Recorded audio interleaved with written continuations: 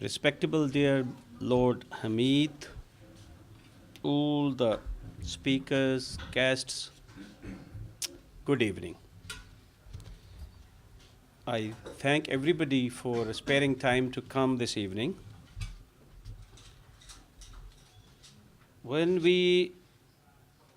First of all, this idea for me to be the host came from the chief guest of today himself.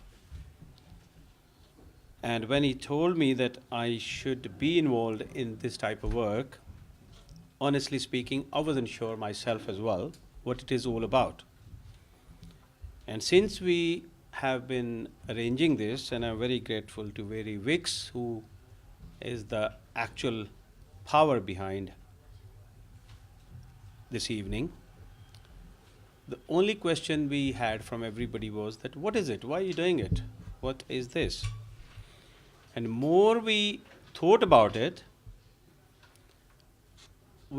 I personally realized that it is extremely important thing.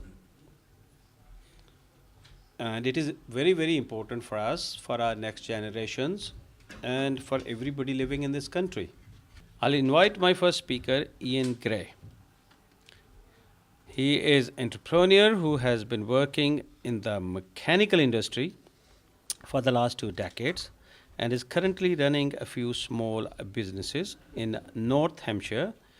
He has a Christian faith and also comes from a Jewish background on his mother's side. Ian is passionate about close-up magic and loves to entertain his guests and audience, and I've been told that he is a good entertainer and he is a good speaker. So I invite now Ian Gray to talk. Ian Gray, please. Hello everybody, how are we all tonight? Are we alright? It's a bit rainy today, and a bit cold and a bit miserable, and I'm going to make your life even more miserable, okay, because I'm going to tell you the stuff that I come from. As just been told, I have a Christian faith and I come from a Jewish background, okay. I'm not an Orthodox Jew, but I was in a house of an Orthodox Jew last week, in fact, in Brent, and I actually didn't know, for my own education, the difference between a Jew and an Orthodox Jew, and it was quite interesting. They don't believe in the Trinity like a Christian does, which is quite interesting.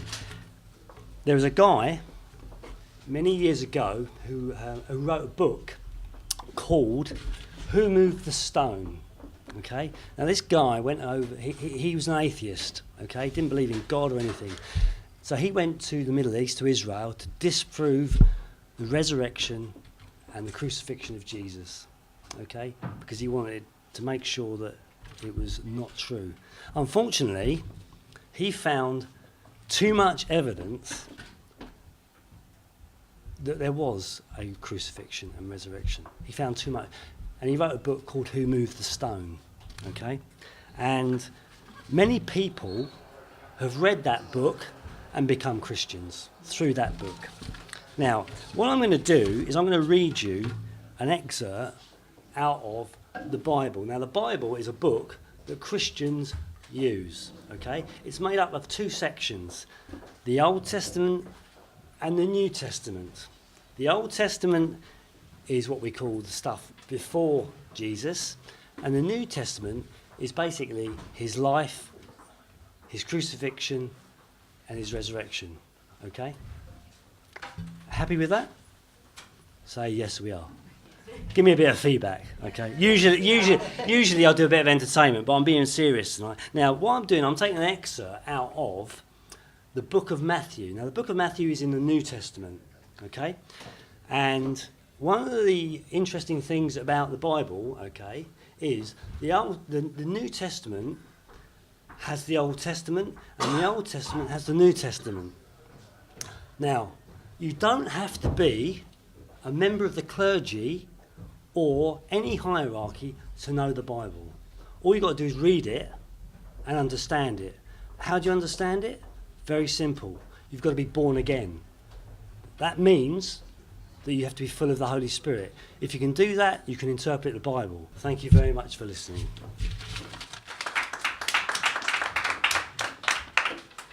Now I'm going to invite Simon Welsh, and he is a poet as well, public speaker and spiritual mentor. Essentially, there is a single message running through the education. We're all connected. The power of universe runs through us. In some, this power is active and others dormant. Excellent.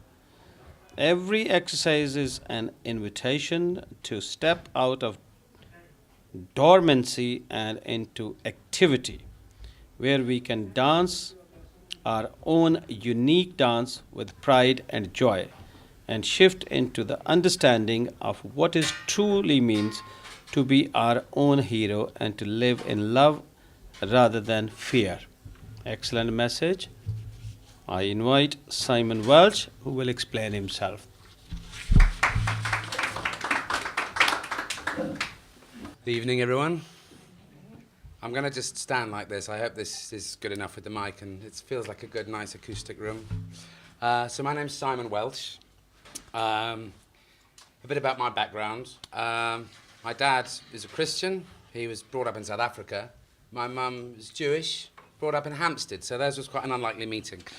I guess I was brought up Church of England. By the time I was about 10, I decided God probably didn't exist, because the way that God was offered to me in Church of England school seemed like utter rubbish to me.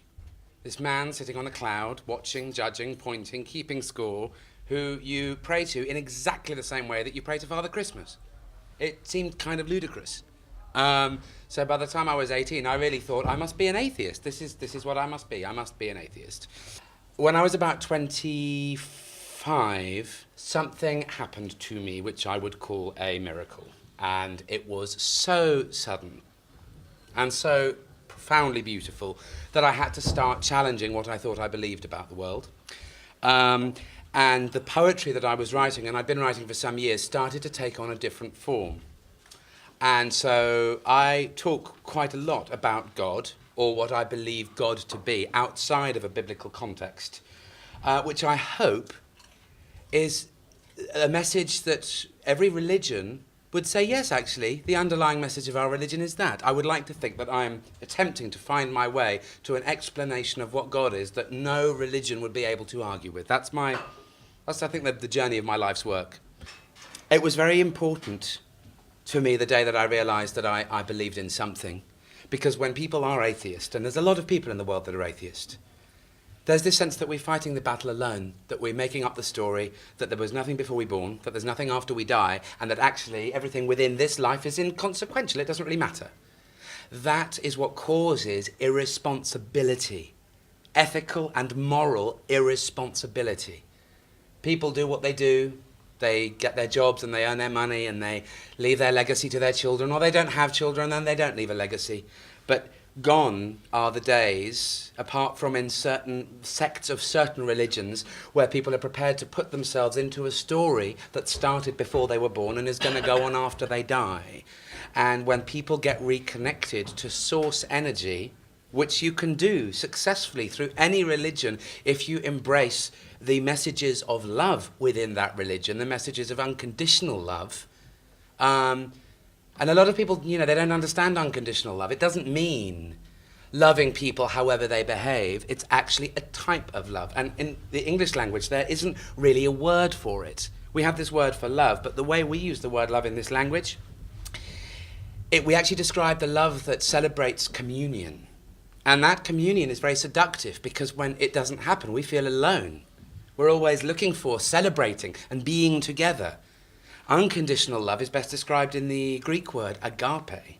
And agape is basically when the top of your head gets pulled off and all the light of the universe comes flooding down and out of you in this expression of divinity through humanity that doesn't require any recognition. It doesn't need a thank you. It doesn't need a response. It's an outpouring of love, not from you, but through you. And when you are excited about something you're engaged with, when someone's really excited, they are acting in agape, It's not something that you have to, that's what the enlightenment is. Those moments when you are in your heart space and you can feel so excited and all you want to do is share your joy and clap your hands. That is agape. So the message for me to everybody that I meet is listen to your heart. It's telling you the way. And if you ignore it, you will have a less happy life than if you follow it. I think that's all I have to say. Thank you very much. You see, end of the day, whether we are red, blue, black, white, whichever language we speak, we have to face our day-to-day problems. We try to get support from God in different ways, but God is one, and all religion believe in that. Next speaker is Susan Kaplan, founder, member, and senior partner of St. James Place Wealth Management. My God, providing personal face-to-face financial advice. So, oh God, I thought we were talking about interfaith, but you can talk about money as well. She works closely with clients, building a relationship built on trust and understanding, recognizing that each client is unique. She ensures she understands their personal or business objectives and delivers solutions that are right for them. Susan Kaplan. Well, good evening, everybody. It's very nice to be here. And my introduction was purely because at the last minute I was told, say a few words about yourself, not really quite understanding what I'd be standing here and talking about. That doesn't matter because I'm very lucky that I can stand on my feet and talk about life. And even though I give financial advice, life is very important. And when I grew up, I'm Jewish, and my parents were very, very strict with me. So much so that I wasn't allowed to talk to a non-Jewish girl. And I just could not understand it. But when I went to school, there were two girls that used to attack my friend and I and run over our bags. And when they actually broke our bags, we went and reported it, and we went up to the school and said, why are we being attacked? And why are we being told we're horrible? Because we're Jewish, we don't understand. And the girl said, the teacher, headmaster asked the girl and said, why? And she said, because my dad said so. She didn't know. And then I grew up and I've learnt about Judaism. I've been brought up as a Jew and I enjoy the religion because it's family orientated, as is the Muslim faith, as is the Christian faith, as is the Catholic, all faiths. People like to come together in love and harmony. And the big thing that they need to learn is about loving each other, because actually we are all one. And I was very privileged to, as part of my journey, because I think life is a journey, to sit in a spiritual development circle where I had the feeling that it doesn't matter who we are, we're actually all one. We come into this life, we come into this body to experience this life. And the aim of this life is actually to do the best that you can. If you can change somebody's life and touch them to help them move forward, it's a blessing for you. And it's part of your growth in this lifetime. We can work together. So it doesn't matter whether you're Christian, you're Jewish, you're Muslim, you're Catholic, you're atheist, or you're spiritualist, just to know that you can love thy neighbour, just to know that you look and see what difference can I make in this world to put good out there. And by putting good out there, I think that, everybody could actually have that thought in their mind, love, good thoughts, things could get better and change. Thank you very much.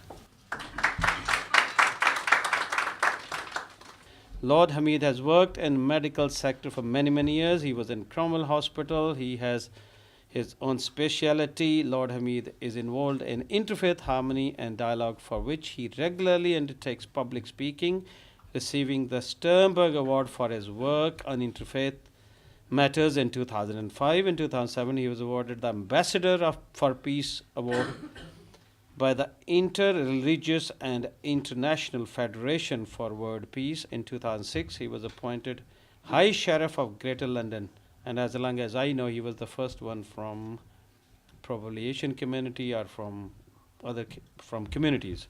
Since 2007, he has been a member of the House of Lords, where he sits today as a crossbench peer. Lord Hamid.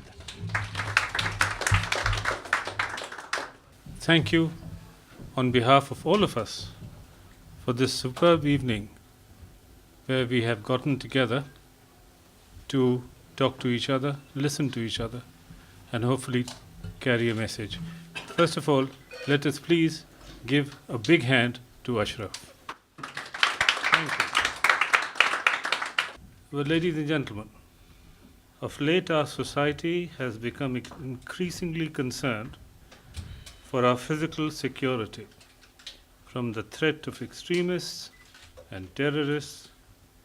Attention has been particularly focused in the direction of the radical elements from the followers of Islam, from where mainly the recent atrocities have come. To prevent our world from moving from one crisis to another, we need to reassess the relationship between Islam and others. As human beings, we are all more alike than different, and you've heard this from the earlier speakers. So, the challenge before us is to respect, value, and understand others without compromising the bedrock of our own faith. Can we therefore, by so doing, seek to light a small candle of hope rather than extend the considerable darkness about us? One of the challenges of our time, as we set out at the beginning of the 21st century, is whether modern people living in both Islamic and other cultures can coexist on this planet. After the demise of the Soviet Union in 1992, Francis Fukuyama of the US State Department predicted that with the fall of communism, capitalist liberal societies are the end product of the historical process of mankind.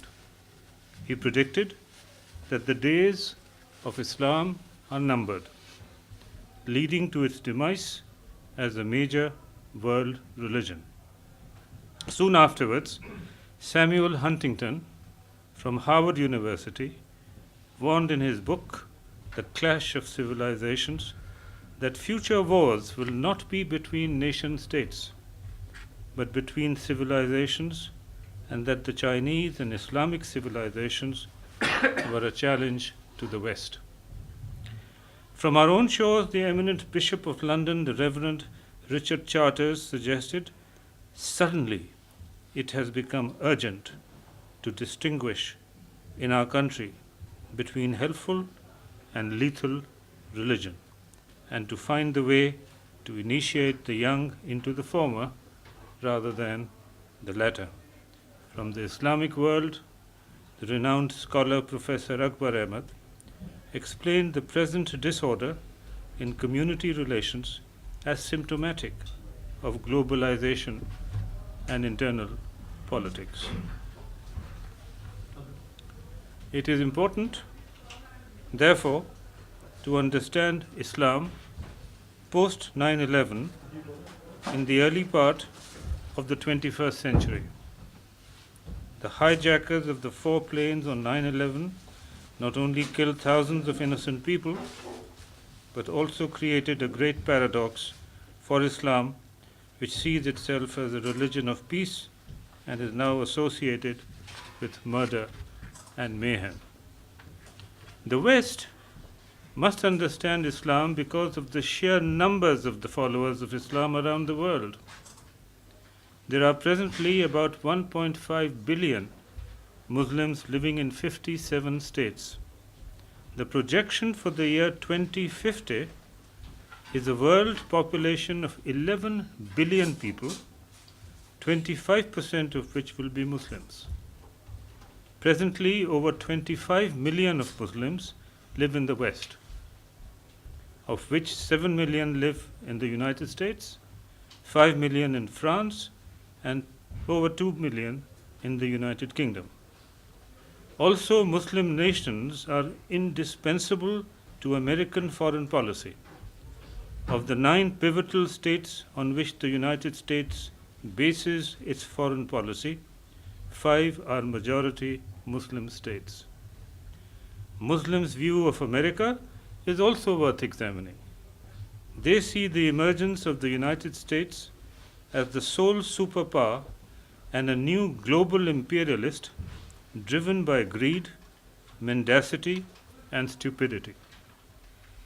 In their vision, the ugly American becomes the Hulk and is on the rampage, and in the words of Harold Pinter, like a beast in the jungle. Indian writer Arundhati Roy notes that the war on terror is driven not by the need to get Al-Qaeda, but to get Al-Faida.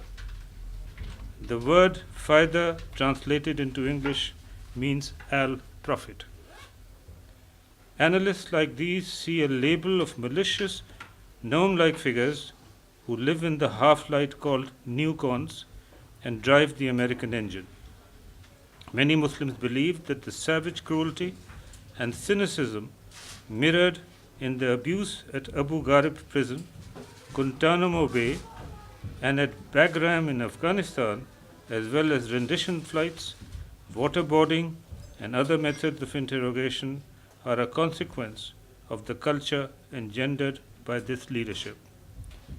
This, more than anything, is the best recruitment sergeants for the terrorists.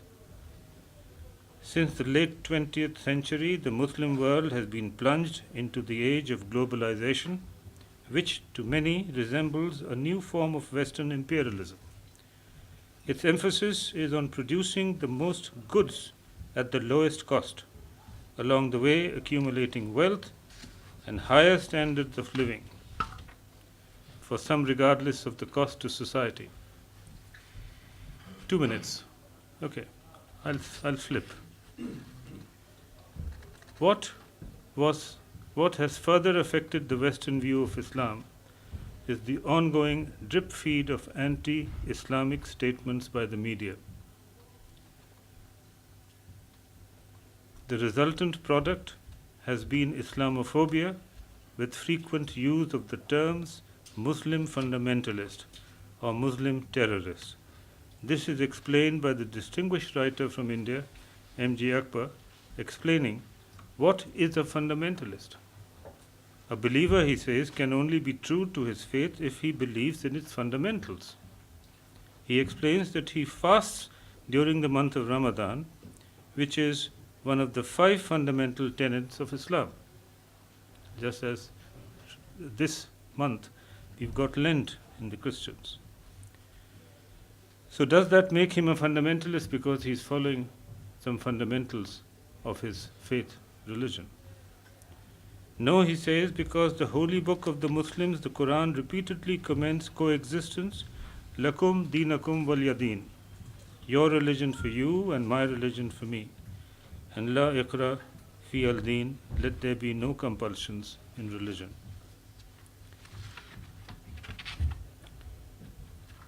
Okay, so the rest is going to be read tomorrow to another speech.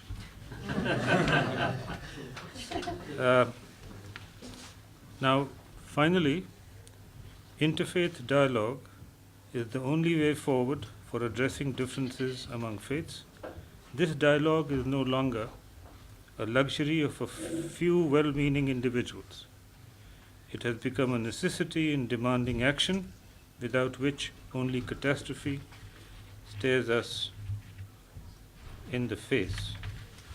Ladies and gentlemen, taking time to be friends is an investment, not least because it establishes a climate to modify one's set views and those of others. The effort on the part of any one individual in this cause may well be perceived as a drop in a bucket, but many drops, when added together, could make a big difference to the emptiness of that bucket. I invite your participation and prayers. Thank you. Introduce Sohail. Sohail was my student as well. Can I say that? You can say that. No. That's a compliment to me. And he is a very pleasant doctor. He works, he's very busy in here serving this community as a doctor, and he has got this TVapex as well, and I and him go a long way. Sohail, I know him, his family, his father, excellent gentleman. Thank you. Thank you. I just want to second what you said, that when you, as an orthopedic surgeon, I myself, when cut under the skin, really the blood color is same, the bones, muscles, they all feel the same. You never tell what faith that person is when you go under the skin. And I think Susan Kaplan said very rightly that hate is ignorance. Absolutely well said. And I think Eric Rickson in 1970s, he actually confirmed that through his work. A very eminent psychologist sitting here. He actually defined identity. And he said that the pro-closure stage, when you actually committed to one identity without exploring any other, is the state when you hate other religions. Because you think you're always right. And these are the people who say, one of us is right. So that is the stage of pro-closure. People who live in one country, don't travel across, they always feel they're right. But when you go through moratorium stage, when you go through a stage of exploration, you find there's yet to learn what you are. And then you reach the stage of identity achievement, where you actually find your identity, you know what religion you are right, but also the other people have right to live, they're also right. And that is what stage, I think as Dr. Chauhan said, we need to have more dialogues to reach the stage of identity achievement, more talking to be done. And I think on a lighter note, you are a communist until you're rich, and you're an atheist until your plane is falling down from the air. Thank you. Thank you very much, Apex TV. According to my views, this is a wonderful evening, and this type of topic we need every day, every week, every month. So, thank you very much. The topic of the evening was multicultural, multi-faith topic, and it was a surprise how each one presented. And the basic message that came through was that all of us have things in common rather than differences, and that we should actually harvest our commonality rather than our differences in order to understand and further peace and harmony. Hello. I think this was a great opportunity of bringing different religions, different beliefs and different thoughts together. We're opening people's eyes, and the most important thing is that we live without ignorance, we live without hate, and we actually learn about what life is really about.